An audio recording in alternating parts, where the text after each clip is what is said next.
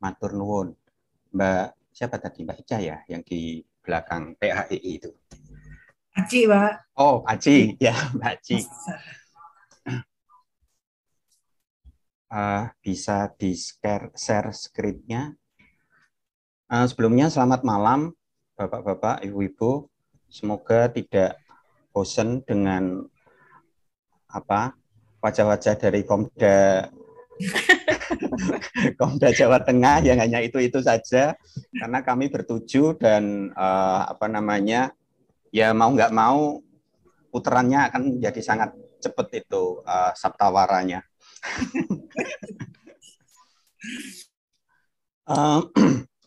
Baik, ini sebetulnya apa namanya apa yang akan saya paparkan di sini adalah saya tidak tahu apakah itu sudah pernah terbaca dulu, pernah terekspos dulu atau belum, sehingga kata-kata baru di sini saya apa namanya saya uh, beri tanda kurung karena dari catatan-catatan verbik ada beberapa yang ketika teman-teman komunitas itu cek lagi di tempatnya itu sudah nggak tahu kemana. Tetapi ada beberapa yang ternyata ada temuan-temuan baru. Nah, saya tidak tahu apakah baru itu adalah sebetulnya pernah ditulis tetapi kemudian terkubur atau apa, kemudian baru diungkapkan lagi atau apa. Ya, sudah itu aja untuk awalnya. Nah, ini uh, ini sebetulnya di Jawa Timur. Beberapa foto yang saya tampilkan di sini itu sebagian besar ada di Jawa Timur dan maaf saya tidak banyak memberikan tulisan karena memang ya ini sangat mendadak dan kemarin sore apa ya itu saya baru dioyak-oyak Mbak Masi itu untuk wis ndang gitu. Baik, ini adalah bak air di perkebunan Satak, daerah Kediri, lumayan jauh untuk sampai ke sana karena apa ya cukup melewati tempat-tempat yang lumayan cihui untuk misalnya naik mobil. Paling tidak itu harus, apalagi kemarin ketika saya ke sana itu musim hujannya masih banyak sekali sehingga uh, apa, mobil dengan tarian roda depan itu ataupun roda belakang itu agak-agak meleset-meleset. Ini adalah pahatan yang ada di Satak tadi yang terpahatkan di sebuah bak air. Kemarin saya diajak ke sana oleh Mas Teguh. Mas Teguh ada di sini atau tidak? Kayaknya ada tadi. Nah, ada Mas Teguh dan satu teman dari komunitas di Tulungagung. Cukup lumayan besar maksud saya. Itu ada sekitar 100 kurang lebih 160-160-an lebar dan panjang maksudnya dan lebarnya itu ada sekitar 120 atau 100-an meter. Terpendam entah berapa senti di dalam tanah dan ini tulisan ini ada di salah satu sisinya yang bagian bawah itu yang masih agak coklat-coklat itu karena kemarin kami sempat keruk-keruk tanahnya untuk bisa bisa memperjelas ketika pengambilan gambar. Ini sementara dari hasil diskusi kemarin terbaca sebagai tahun 1277 dan ada kalimat pangarep pira aji iti.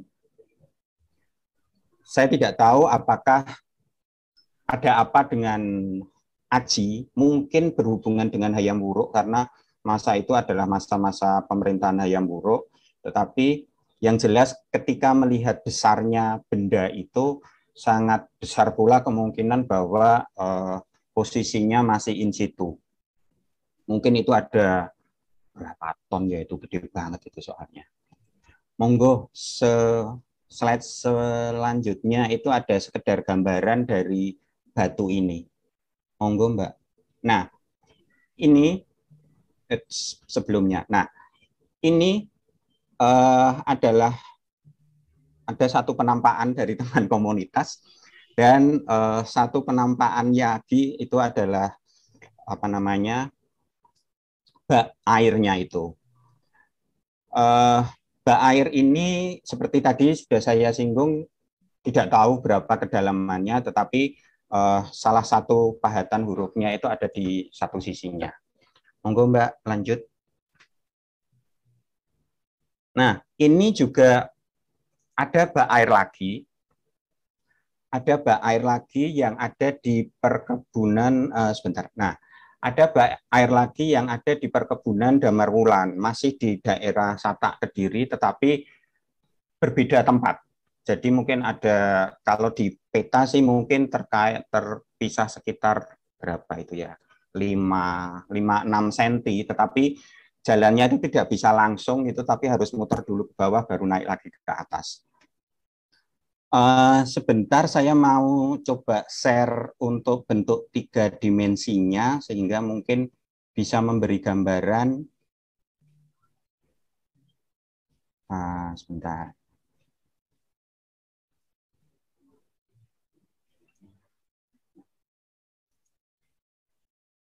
Apakah sudah terlihat?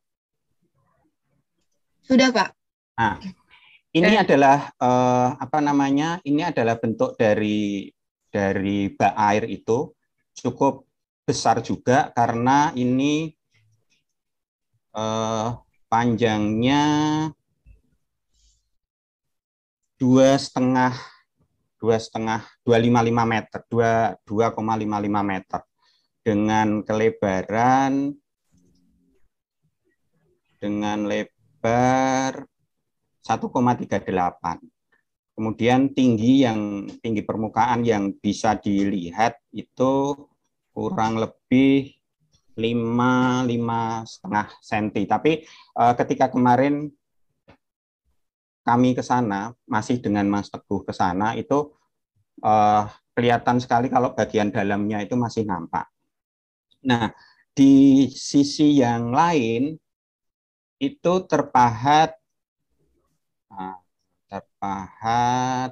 ini, aksara kuadrat. Kemarin saya iseng-iseng nanya ke teman-teman di komunitas itu apa, banyak sekali pendapat yang berbeda-beda, dan saya juga mencoba bertanya pada Bu Nini dan membutuhkan mimpi dulu katanya untuk untuk bisa membaca. Nah, saya di sini memberikan monggo mungkin ada usulan-usulan atas pembacaan prasasti ini. Data-datanya misalnya memang mau saya ada yang agak detail lagi. Di sini dengan dengan 3 dimensi ini kita bisa melihat misalnya ini dari titik ini ke sini panjang tulisannya sekitar 1,20-an cm, kemudian dengan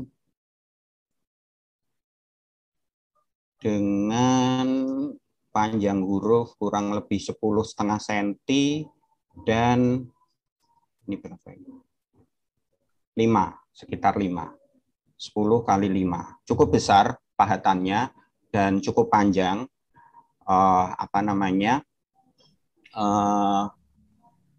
lebar kalimat yang ada. Saya sih tetap mengira ini adalah bagian dari sengkala karena di belakang yang bisa saya baca ini adalah sasi. Cuma bagian depannya terutama yang ini saya masih kesulitan ini huruf apa. Mungkin nanti dalam diskusi bisa kita saling berbagi pengetahuan tentang itu.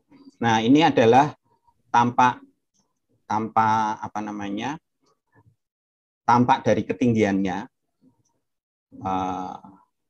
Ini berlubang memang karena ini adalah isinya air. Ini isinya air, kemudian kedalaman air itu ya sekitar 30-an senti. Bapak-bapak yang ada di sana itu mengatakan bahwa tempat ini sering sekali digunakan oleh beberapa komunitas untuk, tidak tahu ya istilahnya apa, ngalap berkah atau apa dengan melakukan wudhu di sana dan yang lain-lain.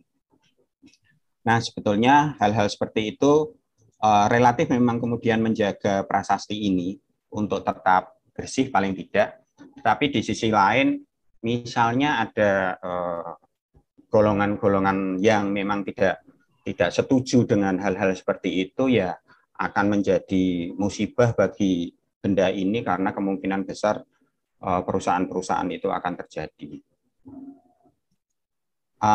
Monggo mungkin bisa dilanjutkan untuk share screen-nya yang tadi.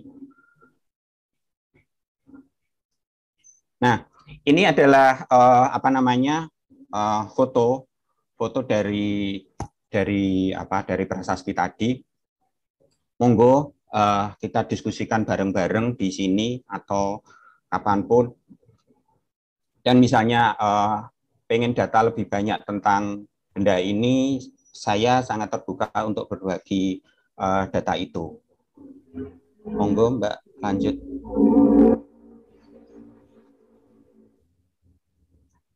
Nah, ini prasasti yang ada di Gondang, Mojokerto. Sementara saya membaca Iti Kitri Nirabut Tanca Isakakala 1197. Ada beberapa teman-teman lain yang melakukan pembacaan dengan hasil yang berbeda. Sebetulnya batu ini sudah cukup lama diketahui, tetapi baru beberapa tahun terakhir BPCB Jawa Timur melakukan pendataan. Lanjut, Mbak. Saya mengatakan, ini adalah penampakan besar dari batu prasasti itu. Monggo, lanjut. Nah, ini adalah foto dari prasasti itu yang saya ambil dari koleksi KITLV dengan nomor yang tertera di situ. Letaknya itu tidak jauh dari pabrik tenun terbesar pada waktu itu yang ada di Gondang, Mojokerto, yang sekarang memang sudah tidak berproduksi lagi karena pabriknya sudah sangat-sangat terbengkelai, rusak, bocor, dan yang lain-lain.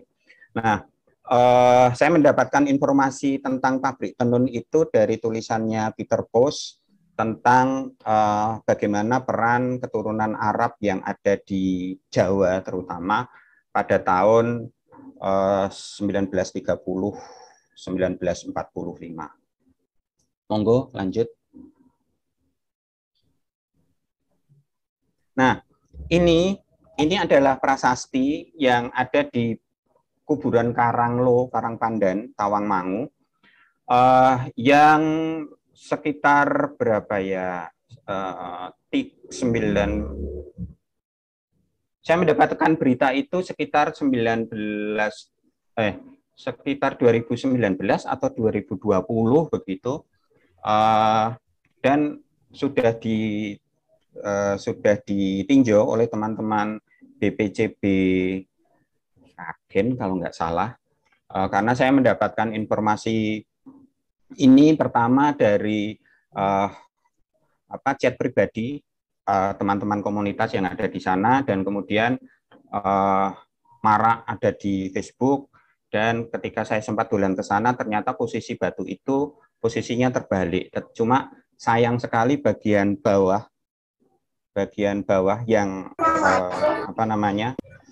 yang sekarang ada di posisi atas dalam foto itu terkena cipratan-cipratan semen, sehingga saya menduga ada tulisan angka tahun di situ tetapi tertutup semen ketika pembangunan tutup untuk prasasti ini. Monggo lanjut. Nah, ini yang bagian tengah itu adalah bentuk prasastinya, karena itu sebetulnya menurut penduduk setempat didapat ketika mereka sedang menggali kubur dan ada batuan besar di tengah di tengah lubang kubur itu dan kemudian dicoba diangkat. Ada beberapa orang yang memang mencoba untuk memecahnya, tetapi ya syukur para penduduk di sana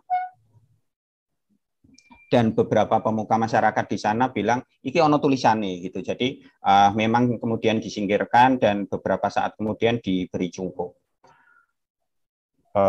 Saya tidak tahu ini Mas Teguh mau screenshot ini apa tidak, karena yang ada di gambar ini adalah soulmate-nya Mas Teguh ketika berusuhan. Monggo, lanjut. Nah, ini prasasti yang ada di kuburan juga, dari Plosorjo, Gampengrejo, Kediri. Kemarin ketika ini adalah foto ketika saya pertama kali ke sana tahun 2019 atau 20. Ketika mau memotret, karena ada halangan pagar ini menjadi agak sulit untuk bisa mencermati kata-katanya, tetapi 2 mingguan yang lalu ketika saya kembali lagi dolan ke sana dengan bantuan teman-teman komunitas di Kediri, pagar pembatas ini diperkenankan dijebol, kemudian prasasti ini bisa digeser untuk bidang pemotretan yang lebih enak gitu. Dan ternyata di situ tertulis tahun 852 Saka, bulannya Posya, tanggalnya Pratipada Sukla Paksa. Yang menarik, prasasti ini ternyata ada dari dua raja, karena foto ini sampai ke bawah itu adalah prasasti dari masa 852 itu, tetapi yang dari sebelahnya itu dari masa yang lain. Saya belum menemukan nama rajanya di prasasti yang sebaliknya, baik juga di prasasti ini, tetapi kalau melihat angka tahunnya, ini adalah masa pemerintahan Sindok yang terpaut beberapa saat dengan prasasti Gemaan yang kemarin sempat viral awal Februari kemarin. Prasasti ini menarik karena dari sisi belakang ditulis memahat memutar dari sisi belakang ke sisi kanan, dan kemudian diteruskan dari sisi baliknya ke sisi kirinya. Jadi memutarnya tidak seperti prasasti pada umumnya depan belakang kanan kiri, tetapi memutar satu setengah lingkaran. Monggo lanjut.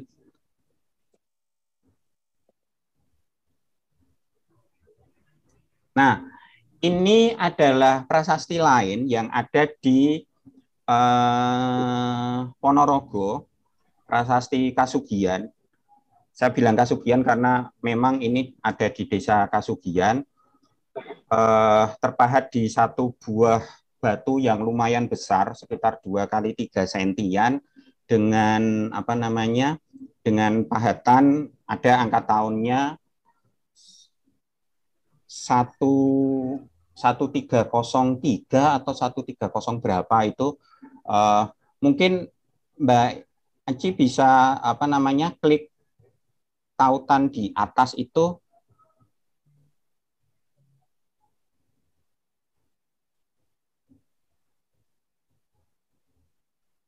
Itu nanti akan masuk ke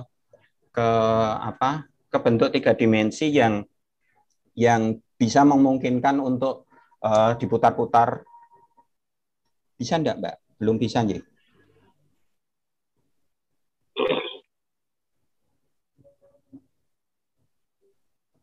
Oke, kalau belum bisa, saya coba share dari sini aja, ya, Mbak.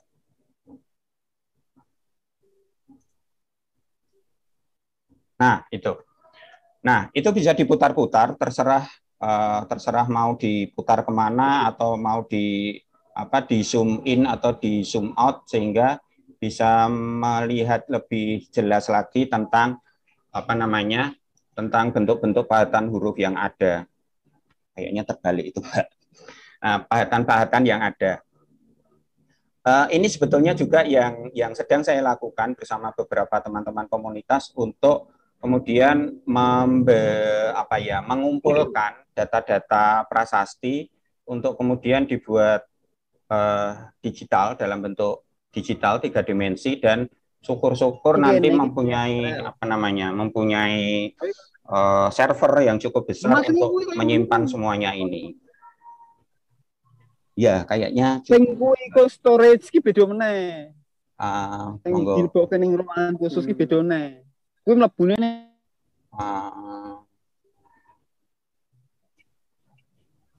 bisa share yang tadi, Mbak, lanjutannya.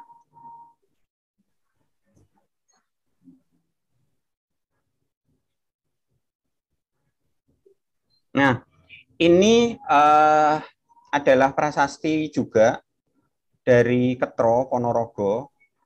Foto yang pernah ada dari KITLV itu dengan nomor register seperti itu. Kemudian di apa namanya di tahun 2013 posisinya sudah sedikit berpindah karena posisinya agak apa namanya agak jatuh gitu, dan itu berada di salokan air. Ini foto pembangunan saluran air ini saya dapatkan dari teman-teman komunitas di Ponorogo. Batu prasasti ini dikeramatkan oleh masyarakat setempat dengan nama Mbah Krapyak gitu. Beberapa saat yang lalu ketika saya dolan ke sana, saya masih melihat beberapa sesajian, ada telur, ada dupa, ada menyan, dan yang lain-lain. Masyarakat di sana sangat-sangat memperhatikan hal ini, sehingga relatif keberadaan prasasti ini terjaga. Monggo selanjutnya. Nah, ini adalah keadaan sebelum dan setelah sebuah kerja besar yang dilakukan oleh teman-teman komunitas pecinta cagar budaya di Ponorogo, di Tulungagung, di Kediri, dan yang lain-lain. Ini kerja bareng-bareng gitu, sehingga dari posisi semula yang tergeletak di pinggir selokan itu kemudian sudah dicoba diberdirikan, dan beberapa saat yang lalu juga dengan apa namanya dengan pengawasan dari Dinas Kebudayaan setempat itu sudah diberi atap juga. Terus terang saya tidak tahu bagaimana pendanaan ini, apakah teman-teman bantingan atau kemudian ada bantuan dari pihak-pihak pemerintah atau apa, tetapi intinya adalah prasasti ini sudah terposisikan dan terpelihara dengan baik dengan adanya tutup seperti itu. Nah, yang atas hijau itu ketika kemarin saya mencoba untuk lebih memperjelas lagi sebetulnya tulisannya apa toh gitu. Dan ya itu hasilnya seperti itu. Ada angka tahun 104 1054 di situ, dan ada tulisan kayaknya sih terus terang saya agak mumet ketika harus membaca apa namanya huruf kuadrat. Ya, monggo mari kita diskusikan bareng-bareng tentang ini. Lanjut, Mbak. Oh, habis. Ya, sudah. Itu saja. Maaf kalau saya terlalu banyak bicara tanpa apa namanya tanpa ada tulisan. Ya, bukan mekanisme pembelaan diri, tetapi karena memang kemarin baru mendapatkan info ini, jadi saya memang hanya sekedar memberikan foto-foto dan ya apa ya laporan awal gitu, atau awal pada teman-teman di sini. Demikian Bapak Ibu semuanya, terima kasih.